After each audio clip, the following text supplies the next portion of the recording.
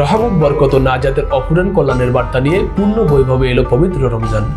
রমজান ত্যাগ ও সংযমের মাস, সহমর্মিতা ও সহযোগিতার মাস, অমূল্য রতন টাকা অর্জনের মাস, ক্ষমা মার্জনা ও অনুকম্পায় বিগলিত হওয়ার মাস।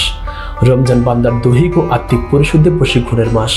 মহান রব্বুল আলামিন বলেন, হে মুমিনগণ, তোমাদের জন্য সিয়ামের বিধান দেওয়া হলো যেভাবে দেওয়া হয়েছে তোমাদের পূর্ববর্তীদের উপর, যাতে তোমরা মুত্তাকি হতে পারো। লাহে মাহফুজ থেকে আবর্তনের সর্বশ্রেষ্ঠ গ্রন্থ মানব জাতির জন্য আল্লাহর সর্বশেষ চিরন্তন পূর্ণাঙ্গ জীবের বিধান আল কুরআন। আবর্তনের মাস মাহে রমজান। হাজার মাসের চেয়ে অধিকতর মর্যাদা ও ফজিলতের রাত লাইলাতুল কদরের মাস মাহে রমজান।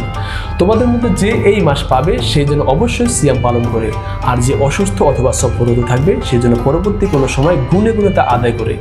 আল্লাহ তোমাদের জন্য সহজ করতে চান, তিনি তোমাদের জন্য কঠিন করতে চান না।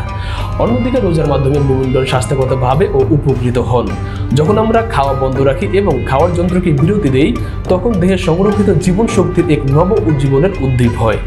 অতিভোজনের ফলে দেহের স্নায়ুকোষ বিষক্রিয়া দেখা দেয়, ফলে শরীরে নেমে আসে অস্বাভাবিক ক্লান্তিবোধ ও জড়তা। সিয়াম প্রতিষেধকের কাজ করে। বিভিন্ন গবেষণার মাধ্যমে জানা গেছে, উপবাসের ফলে অনেক জীবাণু মারা পড়ে। জীর্ণ ক্লিষ্ট রুগ্ন মানুষটি উপোস থাকছে না, সত্যিকার অর্থে উপোস থাকছে রোগটি। অসুস্থ দেহে যতই খাবার দেবে ততই রোগ বাড়তে থাকবে। রাসূলুল্লাহ সাল্লাল্লাহু আলাইহি ওয়াসাল্লাম বলেন, অতিরিক্ত পানাহার দ্বারা অন্তরকে প্রাণহীন করো না, কেননা অন্তর শস্য ক্ষেত স্বরূপ। খেতে অতিরিক্ত পানি দিলে ক্ষেতের উর্বরতা শক্তি বিনষ্ট হয়। ক্ষুধার সময় আত্মা নির্মল ও পরিষ্কার হয়ে ফুটে ওঠে। মহান রব্বুল আলামিন আমাদেরকে পরিপূর্ণভাবে রমজানের প্রবেশ করার তৌফিক দান করুক।